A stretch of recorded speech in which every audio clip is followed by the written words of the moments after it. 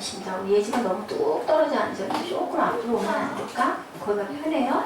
응? 혼자 처박혀가지고 혼자도 막 거기 앉아있고 다 한쪽으로 몰렸네.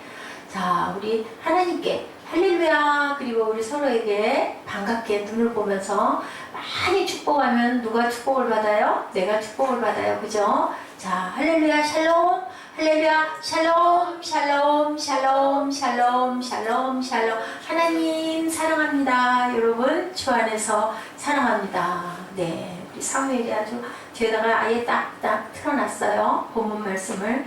4장 5절 무슨 얘기예요? 이거 너무 잘 알죠? 어디에? 응? 수가라. 수가라는 뭐라 그랬어요? 동네에 이르시니 거기에 도착하셨어요. 야곱이 그 아들 요셉에게 준 땅에 가깝다. 요셉에게 주었던 축복의 땅에 가깝다. 자, 6절에는 뭐라고 하고 있나요? 이왕이면 우리 한번 쭉 볼까요? 거기 또 야곱의 우물이 있었대요. 이름이 있어요. 야곱의 우물이라는 우물이 있었고, 예수께서 행로에 이제 피곤하신 거예요. 많이 걸어서 지금같이 차로 붕 가는 데가 아니죠. 우물 곁에 그대로 앉으시니 때가, 자, 이거 맞히면 30점 줄 거예요. 우리 꿈돌이들. 제6시 몇 시일까? 우리나라 6시. 시간으로. 응? 6시. 자, 몇 시일까? 6시는 6시인데 우리나라 시간으로 몇 시일까? 혹시 알아요? 12시. 어떻게 알았어요? 네. 반대.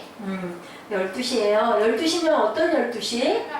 응? 밤 12시? 낮 12시면 저 나라가 어떨까요? 날씨가? 너무 뜨거워서 사람이 다녀요? 안 다녀요? 안 다녀요. 그 시간에 누가 7절에 뭐라고 보고 있어요? 사마리아 여자래요. 자, 사마리아 사람은 그 시절에 어땠어요? 유대인들이? 좋아했어요? 싫어했어요? 좋아했어요. 좋아했어요? 왜 싫어했어요? 뭐라고 그랬어요? 개라고 그랬어요. 개. 어? 왜? 혼혈이었기 때문에 전쟁으로 인하여서 블레셋 이런 나라들하고 섞여서 그 피가, 우리나라도 옛날에 6.25 전쟁을 통해서 뭐가 많았어요?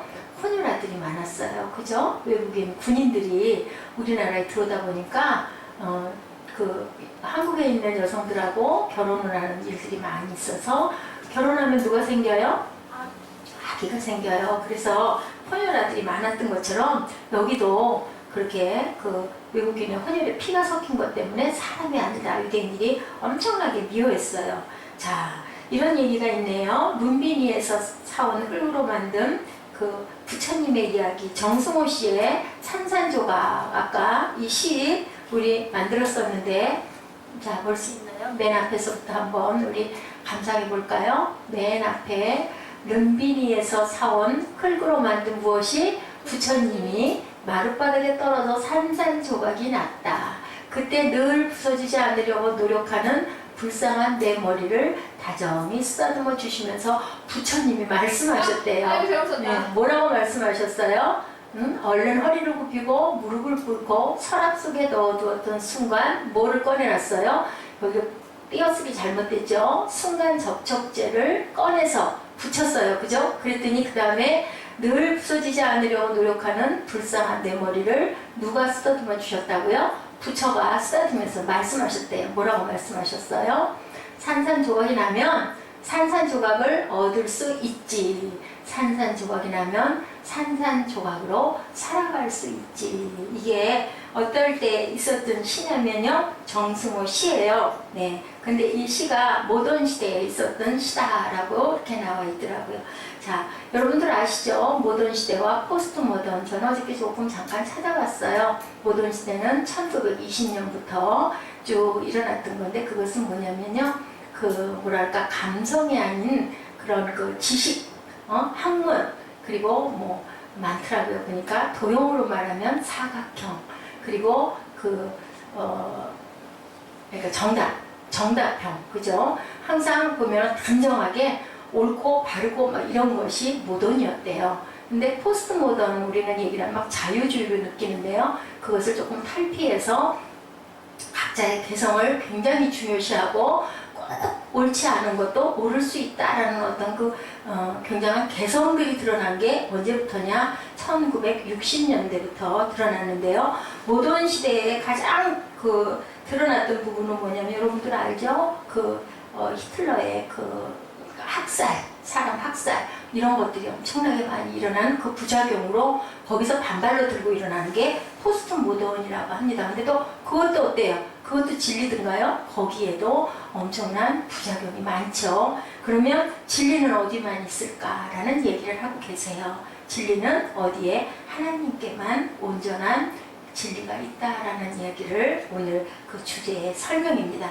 우리가 살기 시작한 바로 전 시대 혹은 우리가 태어나기 시작한 그 시대에 모던 시대인데 우리가 사는 동안 그 시대는 모던에서 뭘로 바뀌었다? 포스트 모던으로 바뀌었다. 그러면 이렇게 발전돼서 그 획일적인 것이 자유로운 모습으로 바뀌고 나니 그 예를 들면은 그 고갱의 그림들 막 추상화 그림들 이런 것들이 포스트 모던의 그 형상이다라고 얘기를 하는 거예요. 단정하고 정직하고 균형 있고 틀 잡히고 탁탁 이렇게 규격이 맞는 그게 아니라 자유스럽고 자유함 안에서 생명이 있는 그런 것이 포스트 모던이다 라고 얘기를 하는데 그러면 그 포스트 모던 시대가 되니 우리가 행복하느냐라는 얘기를 지금 우물가의 여인을 통해서 예수님께서 말씀하고 계십니다. 자아는 파괴되고 가정은 해체되고 오히려 모던 시대보다 오히려 더 그러죠. 그렇게 됨으로 인해서 도덕적 권위와 질서가 무너져 버리기 시작했다. 더 큰 일이 난 거예요. 모던 시대의 그 많은 부작용을 고치려고 포스트 모던이라는 것이 나타났는데 오히려 그것보다 더 큰 한 문화학자는요 포스트 모던 인생을 가르쳐 고립되고 상처난 목마른 인간이다. 그게 바로 누굴까요? 고립되고 상처난 목마른 인간. 그게 바로 우리의 모습은 아닐까. 저는 그렇게 생각을 해봤습니다. 내 모습은 아닐까. 그죠? 아파트 문들을 꽉꽉 닫아걸고 앞집에 옆집에 누가 있는지도 모르고요. 무서운 얘기가 있더라고요. 저기 영국인가요? 프랑스인가요? 프랑스였던 것 같아요. 어느 가정에서요 아이 쌍둥이를 죽여가지고 냉동실에다가 몇 달씩 놔뒀는데도 그거를 아무도 어떻게 알겠어요. 이게 뭐냐면 포스트 모던 시대가 돼서 인간들의 그 극악한 사람은 잔인하면 한없이 잔인해지는 것 같아요. 이런 것도 아무도 알 수 없는 그러한 무서운 시대가 됐다라는 거죠. 자, 우리는 이런 포스트 모던 인생의 세 가지 묘사를 접하는 순간, 우물가의 여인, 저는 그게 이게 떠올랐습니다. 이 여인이. 이 여인은 어때요? 여러분들 아시죠? 다이애나 황태자비가 어떤 사람인지. 백작의 그 자손이에요. 백작 가문의 딸이에요. 그런데 어땠어요? 황태자비가 되고 나서 나중에 그 왕이 그 연문을 피우는 부분이 드러나고 나서부터는 굉장히 6살 때부터 어머니가 굉장한 부유한 그 상인을 따라서 가버리는 바람에 어려서부터 정서적으로 안정되지 못했다고 그래요. 사랑의 결핍을 겪으면서 자란 딸이었어요. 그러다 보니까 이 다이애나 황태자비가 엄청난 방황을 겪고 애인을 수없이 바꾸고 그리고 뭐 옷에만 해도 수만 달러를 들이고 미용실로 그 머리 하나 한 번 하는데도 뭐 몇천만 달러를 들일 만큼 엄청나게 그렇게 많은 돈을 썼지만 결국은 어땠어요? 5번이나 자살을 시도하고 그러다 결국은 자동차 사고로 죽었어요. 근데 우물가의 사마리아 이 여인은 어땠었느냐는 얘기죠. 어땠어요? 예수님을 만나자 고립된 인생이 어떻게 됐어요?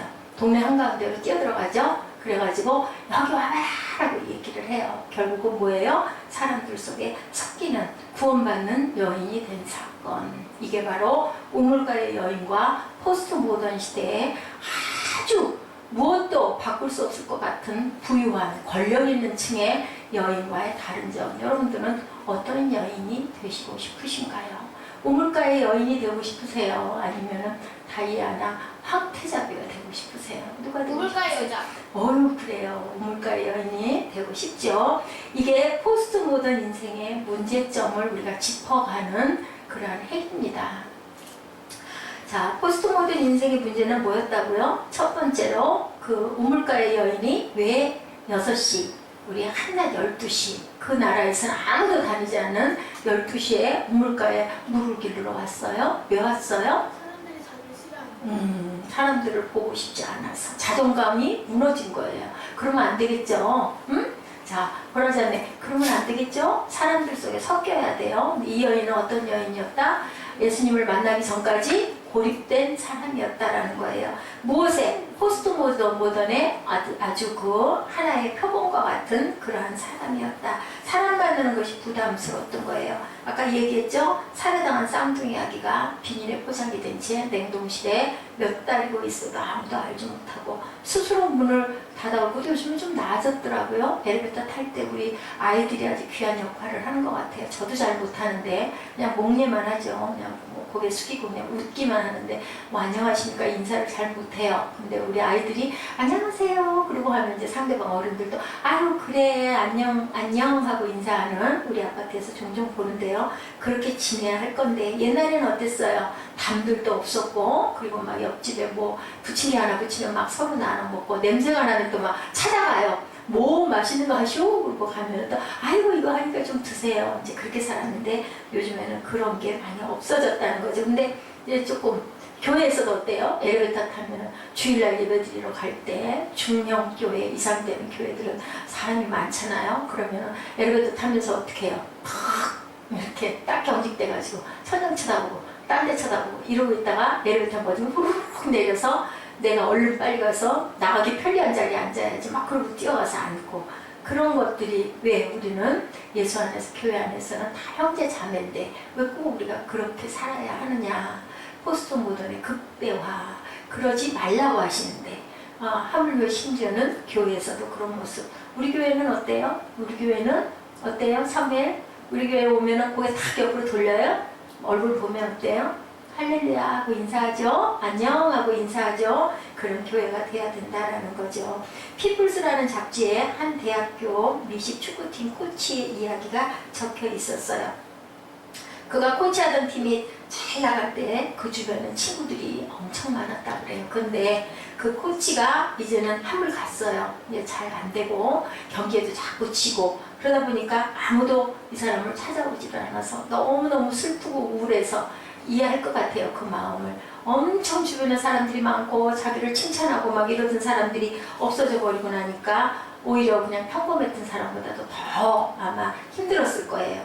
그러다 보니까 어떻게 했냐면 이분이 견디다 못해가지고 강아지 한 마리를 사왔어요. 강아지 한 마리를 사가지고 그 강아지에게 이렇게 정을 붙이고 머리를 쓰다듬으면서 한숨을 지으면서 그 개를 바라보면서 이렇게 말했대요. 이제 내 친구는 너밖에 없구나. 그 말을 하니까 강아지는 어땠을까요?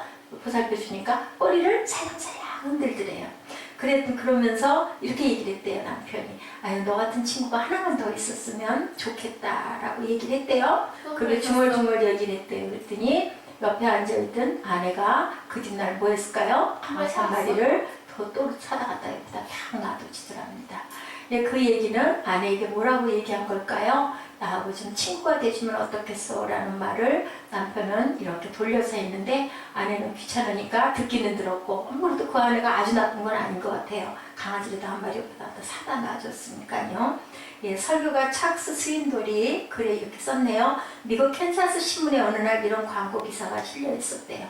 저에게 전화해 주셔서 30분을 이야기해 주시면 5불을 드리겠습니다.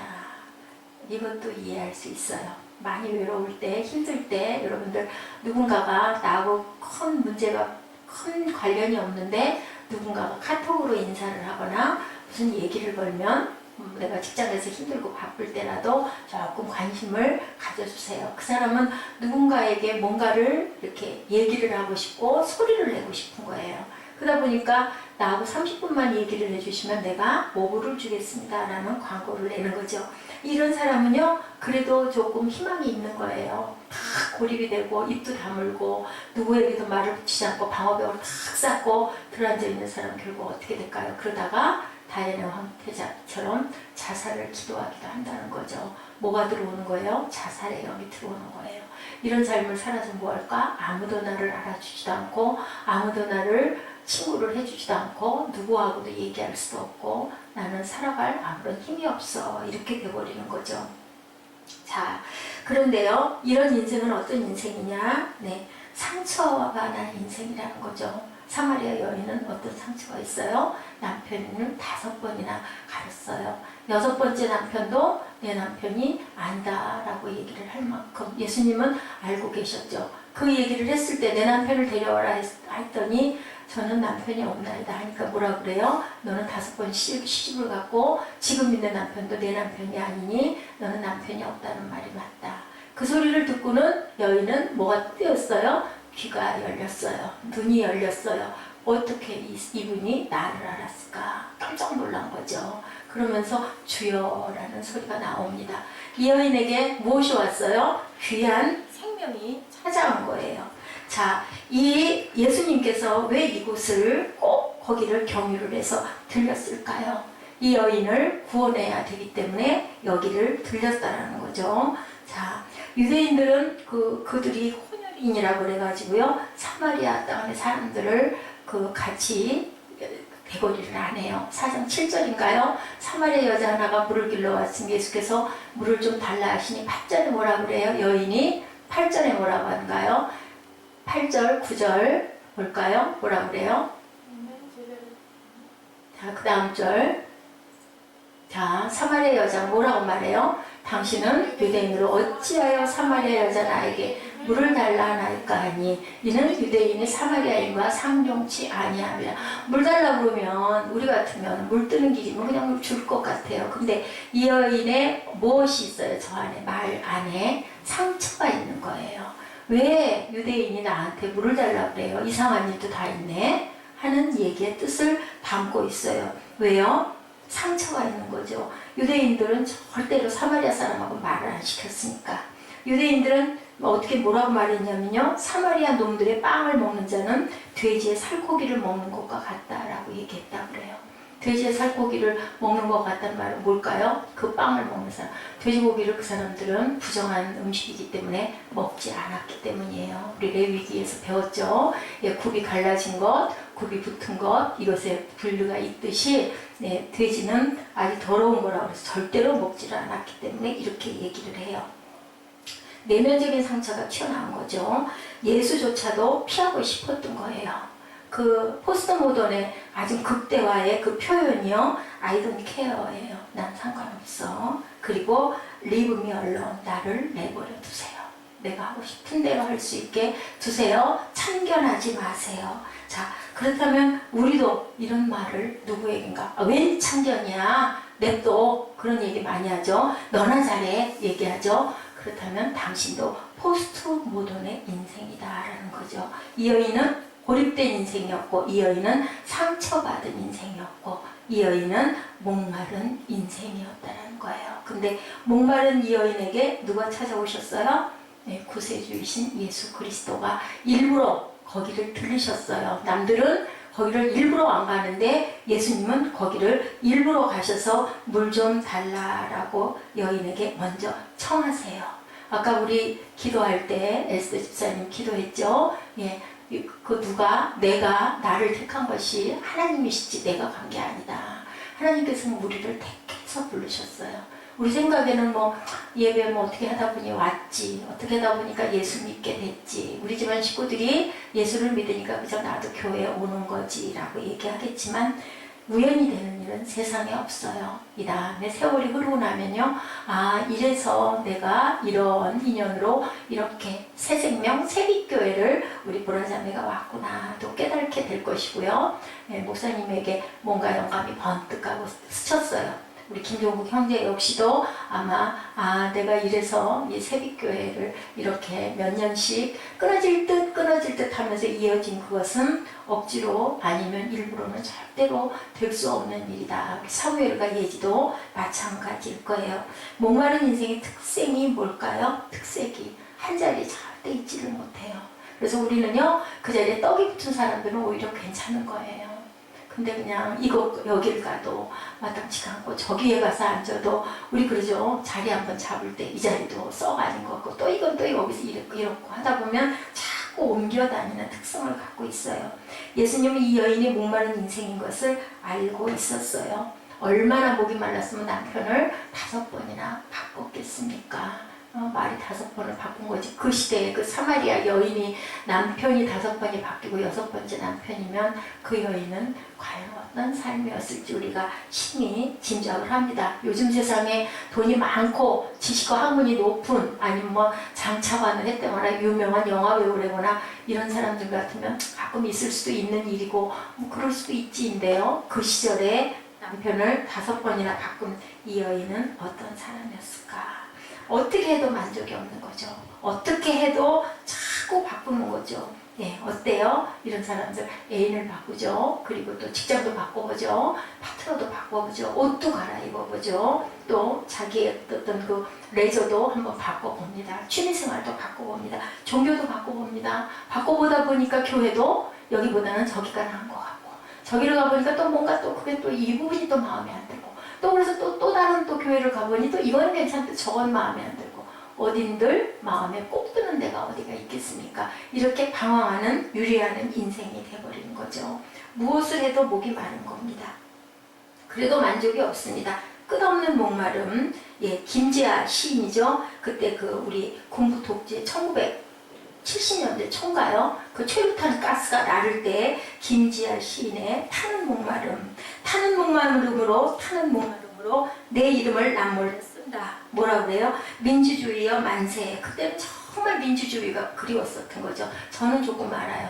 시내 나갔다가 정말로 거의 뭐 사흘이면 이틀 정도는 최루탄 가스 때문에 손수건을 그때는 안 갖고 다니면 안 돼요. 뭐 눈물, 콧물 말도 못해 그냥 뿌리에 서울 시내 광화문 시청 앞 그쪽 통이 그렇게 전경들이 들이치고 학생들을 막 그냥 학교로 막 밀고 들어가고 그런 일들이 있을 때 그 민주주의를 그렇게 사모했는데 지금은 민주주의잖아요. 엄청난 군부독재 다 물러갔잖아요. 근데 어때요 여러분들? 행복하세요? 복되세요? 그때보다 훨씬 나아지셨나요? 그렇지도 않다라는 얘기죠. 네. 이게 바로 영혼의 목마름은 해결할 수가 없는 거예요. 뭘로밖에? 하나님으로밖에. 왜냐하면 우리는 하나님의 형상대로 만들어졌기 때문에 무엇도 어떤 것도 채울 수가 없는 거죠. 다이애나 황태자비보다는 우물가에 5번 남편을 바꾼 그 사마리아 여인이 훨씬 복된 여인이라는 거죠. 아까 제가 말씀드렸죠. 우리 시대의 신데렐라, 비운의 다이애나비. 다이애나는요 영국의 스펜서 백작의 셋째 딸로 태어났어요. 심리학자들은 그녀의 나이가 6살 때 어머니가 자녀를 버리고 돈 많은 사업가를 따라 났을 때부터 그녀의 목마름이 시작이 되었다라고 다이애나에 대한 그 분석을 한 거예요. 어땠나? 부모에게 버림을 받은 분노, 상처, 그것은 다이애나를 무엇으로도 쉽게 채워지지 않는 목마른 여인이 되게 했죠. 찰스 황태자와 결혼 후에 카밀라 피카볼스와 연문 사건이 터져요. 황태자에게. 그녀는 다시 버림받은 내면의 고독의 공간을 채우려고 안간힘을 씁니다. 머리 손질에만 5,400달러를 썼고요. 몸매 관리와 의상 구입에만 1년에 87만 달러, 한화로 7억 5천만 원씩을 썼어요. 그리고 애인을 5번씩이나 바꾸고요. 또 5번의 자살 기도를 합니다. 그런데도 전혀 채워지지가 않아요. 예, 우리 시대의 사마리아 여인이 누구였을까요? 근데 그 황태자비는 결국은 그 자동차 사고로 죽죠. 예, 우리는 그녀의 허무한 종말이 이렇게 된 걸 아는데요. 성경에 나온 사마리아 여인은 해피엔딩이죠. 예수님을 만남으로 인하여 성령을 받음으로 인하여 다시는 목마른 여인이 되지가 않고 얼마나 기뻐서 못을 집어던지고 항아리를 집어던지고 물동이를 집어던지고 동네 가운데로 뛰어들어가서 여기 누가 왔다고 여기 메시아가 왔다고 소리를 쳐요. 무엇을 하기 시작을 해요? 예, 전도를 시작을 해요. 전도하는 영혼은 어떤 영혼이에요? 전도하는 영혼은 구원받은 영혼이에요. 전도하는 영혼은 새 생명을 받은 영혼들이에요. 전도하는 영혼은 복된 영혼들입니다. 자, 포스트 모던 인생의 해답은 예수를 만났기 때문에 사마리아 여인은 살아날 수 있었다라는 거죠. 아유, 뭐 지나가다가 물 한 잔 달라고 한 이 그 여행객인데, 그런데 알고 봤더니 아까 우리 기도한 것처럼 우리 눈에 보이지 않는 것을 귀하게 보고 여길 줄 아는 그 눈을 뜰 수 있게 해달라. 근데 그게 우리가 그러고 싶어도 되는 게 아니에요. 누가? 주님이 우리를 찾아오셔야 된다는 거죠. 네, 이렇게 어느 날 변한 여자라는 유머가 아주 재밌는 얘기가 있어서 제가 발췌를 해봤어요. 한번 여러분 들어보실래요? 어느 날 변한 여자, 여우 같은 여자에서 무슨 여자? 여유 있는 여자로 변해야 되겠죠. 아멘. 화난 여자에서 화난 여자로, 따지는 여자에서 따뜻한 여자로, 착각하는 여자에서 자각하는 여자로. 그죠? 그게 더 낫죠? 자각. 알죠? 뭔지 생각할 줄 아는 그런 여자로. 예지 모르면 안 돼. 이런 건 알아야 돼. 새끼가 있는 여자에서 색깔이 있는 여자로. 좋죠? 밝히는 여자에서 밝은 여자로. 보라자면 어때요? 감동하나요? 밝히는 여자가 될 거예요? 밝은 여자가 될 거예요? 밝은 여자 되고 싶죠? 남들에게 애먹이는 여자에서 남들 때문에 애태우는 여자로. 그렇게 적극적인 여자로. 답답한 여자에서 답을 아는 여자로. 답답할래요? 답을 알을래요? 답을 알고 싶죠? 또 빚이 많던 여자, 빚 많던 여자에서 빛을 발하는 여자로. 예, 이제 중요한 질문만이 남았어요. 도대체 그러면 그 예수라는 사람은 도대체 누군가? 성애랑 예수라는 사람은 과연 누굴까? 응? 아까 1시간 잤잖아. 근데 뭘 눈을 꺼먹꺼먹거리고 있어? 자, 예수는 누구예요? 도대체 예수는 누구예요? 고립되고 상처나고 목마른 인생을 한순간에 바꿀 수 있는 이 예수님은 어떤 분이셨는가라는 거죠. 평범한 우리의 이웃들이 이해하지 못하는 독특한 면모를 갖고 있는 이분. 네, 저는 남편이 없습니다. 18절에 예수님이 이어지는 말씀이 내가 남편 5이 있었으나 지금 있는 자는 내 남편이 아니니 내 말이 맞다. 자, 그러면 이분은 어떻게 이 여인을 처음 만난 길에서 그냥 우물가에서 만난 여인을 어떻게 알았냐는 거죠. 예수님과 이 여인의 만남은 우연이 아니었던 거예요. 4장 4절에 사마리아로 통행하여야 하겠는지라 라고 얘기하고 있어요. 4장 4절 안 적었죠? 4장 4절 우리 성경의 4장 4절 한번 읽어볼까요?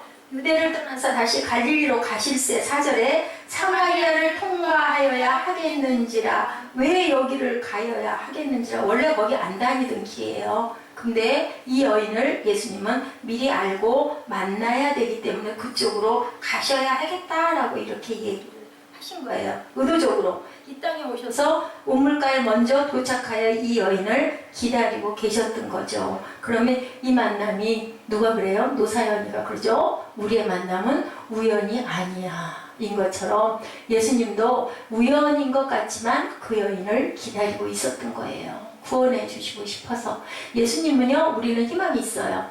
예수님은 훌륭하고 대단하고 똑똑하고 능력 있는 사람을 찾는 게 아니라 가장 부족하고 가장 문제가 있고 가장 모자라고 가장 불쌍한 사람들을 예수님은 어떻게 알고 꼭꼭 집어내요. 근데 그 마음에 무엇이 있을 때 악이 아닌 선을 자리 잡고 있는 자들을 주로 많이 찾으세요. 악한 자들보다는 선할 수 있는 그런 사람들을 아시는 거죠. 예수님께서는. 자, 당신의 모든 것을 아시는 그분 앞에 우리는 어떻게 해야 될까요? 어떻게 해야 될까요? 아이고 내가 언제 그랬어? 네가 그랬지 이게 아니라요. 옳습니다. 하나님. 옳습니다. 예수님. 제가 그렇습니다. 제가 잘못했습니다. 제 탓이로소이다. 천주교가 그건 참 잘하는 것 같아요. 누구 탓이 아니라 그죠? 하와가 아담이 얘기하죠. 저 여자가 나한테 먹으라고 그래서 뱀이 먹으라고 그래서가 아니라 제가 눈이 멀어서 제가 잠깐 유혹에 빠져서 이렇게 했습니다. 제가 악이 발동해서 누구를 원망하고 비방하고 정죄하고 미워했습니다. 라고 그렇게 할 줄 아는 그러한 자들을 찾는 거예요. 나의 모든 것을 아시는 주님 앞에 자, 내가 내 인생의 상처로 많이 아팠다고 목말랐다고 고백하실 때 주님께서는 다 싸매주시고 고쳐주시고 영생의 생수도 우리에게 마실 수 있도록 해주신다는 거. 이것이 다윗을 하나님이 축복하시고 사랑하신 그런 아주 귀한 아주 핵심적인 열쇠고 키예요. 다윗이 대단해서 그런 게 아니고요. 다윗은 자기의 잘못을 인정하고 그리고 예수님의 권위를 하나님의 권위를 끝까지 자기가 그 권위를 부리려고 하지 않고 아까 제가 묵상에서 읽었던 것처럼 요나단을 슬퍼하고 사울을 슬퍼하고 그리고 나를 죽이려고 그렇게 10년 동안을 말이 그렇죠. 10년을 나를 죽이려고 쫓아다닌 그 왕을 그렇게 슬퍼할 수 있는 것은 하나님의 마음이 아니면은 될 수가 없는 거예요. 이랬던 다윗이기 때문에 하나님께서는 그 아들 대에도 벌을 내리지 않고요. 그 아들 대에서 이제 그 북이스라엘과 남유다로 갈리고 나서 여로보암과 르호보암 왕들이 양쪽의 왕들이 되고 나서 그 이후에 벌을 내리시고 성을 멸하시는 그러한 그 재앙을 내리셔요. 왜냐하면 너와 내 아들 때까지 내가 그 악을 내가 참아주겠다라고 얘기를 하신 거예요. 그리고 그 다음 때도 내버려 두세요. 왜요? 그때까지도 그 자녀들이 그렇게 악하지 않았기 때문에. 그런데 그 다음 때에 너무너무 악해지니까 그때는 그 벌까지 앞에서 벌을 내리시는 그런 하나님, 공의의 하나님이시기 때문에요. 분명히 지은 죄는 우리가 회개하지 않고 은폐하고 핑계를 대고 그것을 막으려고 하고 싹 바르려고 하고 칠하려고 하면 분명한 거는 어느 대에든 그 벌을 받는다라는 얘기를 하고 있는 거죠. 당신을 만나시고자 하는 그분이 오늘 여러분들에게 이곳에 오시고 지금 당신을 부르고 계신다라는 생각을 해보시기 바랍니다. 마음문을 활짝 여시고요. 사마리아 여인은 정말 보잘것없고 볼품없고 유대인들이 사람으로도 여기지 않고 개라고 여길 만큼 그렇게 천한 사람이었는데도 다이애나 황태자비보다도 더 축복받은 인생, 영생의 삶을 소유한 인생이 되었다는 것을 깊이 생각하시기 바랍니다.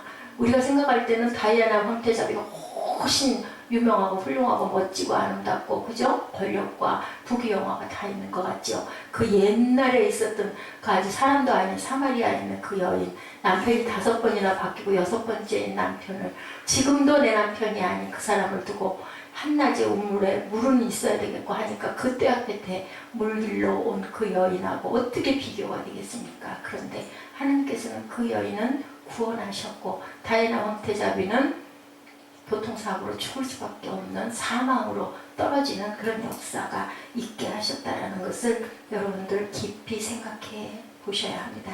내가 그런 사람일지도 모른다. 나는 누가 되고 싶은 것인가? 그러면 지금 우리에게는 기회가 있어요. 나는 사마리아의 사람이 되고 싶습니다.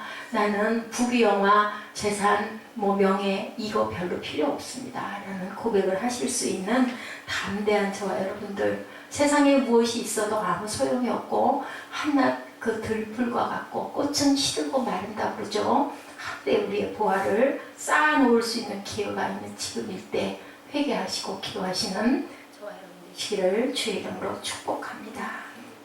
어때요? 지금이 은혜 받을 만한 때래요. 구원의 날이래요. 하나님께서 그렇게 말씀하고 계세요. 예, 그분이 주님께서 우리를 만나고 싶어 하세요. 체험받고 변화되고 달라지고 싶습니다. 라고 우리 기도하시는 그러한 시간 되시도록 우리 결단 찬양하십시다. 자, 우물가의 여인처럼 나는 구했네. 네, 우물가의 여인처럼 무엇을 구했을까요?